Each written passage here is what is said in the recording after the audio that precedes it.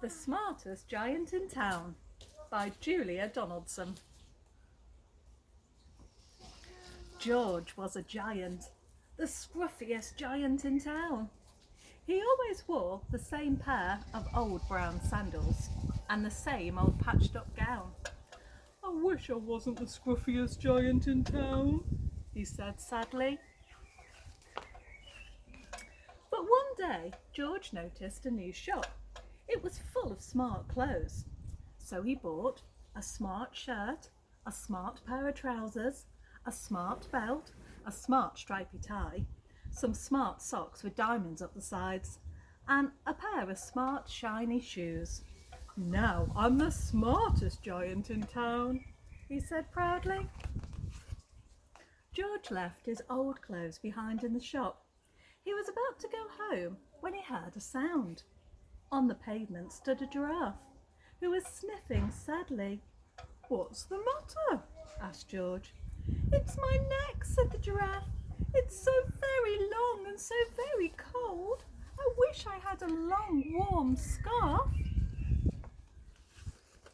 "Cheer up," said George, and he took off his stripy tie. "It didn't match my socks anyway," he said, as he wound it round and round the giraffe's neck. It made a wonderful scarf. "Thank you," said the giraffe. As George strode towards home, he sang to himself, "My tie is a scarf for a cold giraffe, but look me up and down, I'm the smartest giant in town." George came to a river. On a boat stood a goat who was bleating loudly. "What's the matter?" asked George.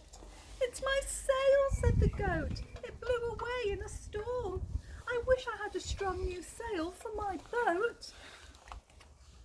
"Cheer up," said George, and took off his new white shirt.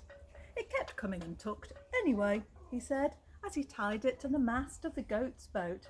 "It made a magnificent sail." "Thank you," said the goat.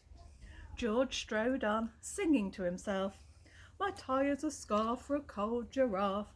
My shirt's on a boat as a sail for a goat. But look me up and down, I'm the smartest giant in town." George came to a tiny ruined house. Besides the house stood a white mouse with lots of baby mice. They were all squeaking. "What's the matter?" asked George. "It's our house," squeaked the mother mouse. "It burnt down and now we have nowhere to live. I wish we had a nice new house." "Cheer up," said George, and he took off one of his shiny shoes. "It was giving me blisters anyway," he said, as the mouse and her babies scrambled inside. The shoe made a perfect home for them. "Thank you," they squeaked. George had to hop along the road now, but he didn't mind. As he hopped, he sang to himself, "My tie is a scarf for a cold giraffe. My shirt's on a boat as a sail for a goat. My shoe is a house for a little white mouse. But look me up and down, I'm the smartest giant in town." George came to a campsite. Beside a tent stood a fox who was crying. "What's the matter?" asked George. "It's my sleeping bag," said the fox. "I dropped it in a puddle. I wish I had a warm, dry sleeping bag." "Cheer up," said George, and he took off one of his socks with diamonds up the sides.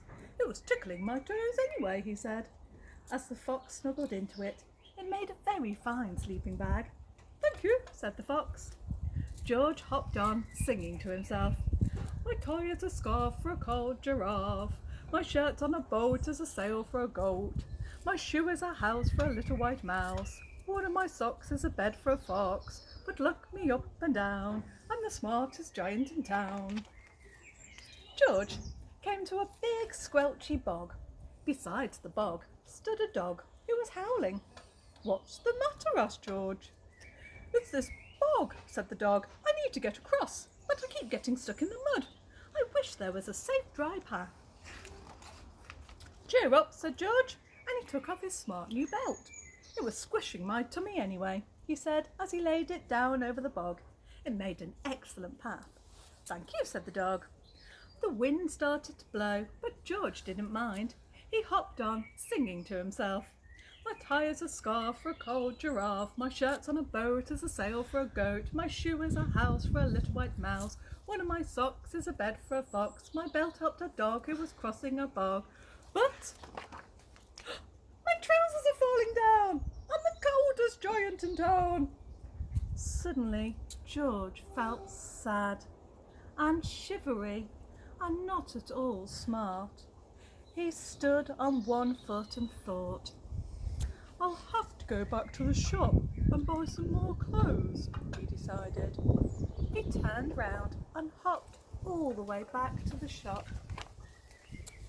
But when he got there, it was closed. Oh no, cried George.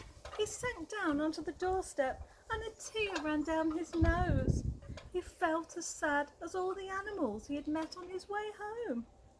Then, out of the corner of his eye, he saw a bag with something familiar poking out of the top. George took a closer look. My gown, he yelled. My dear gown and sandals. George put them on. They felt wonderfully comfortable. I'm the cosiest giant in town, he cried, and he danced back home along the road. Outside his front door stood all the animals that he had helped. They were carrying an enormous present. Come on, George, they said. Open it. George untied the ribbon.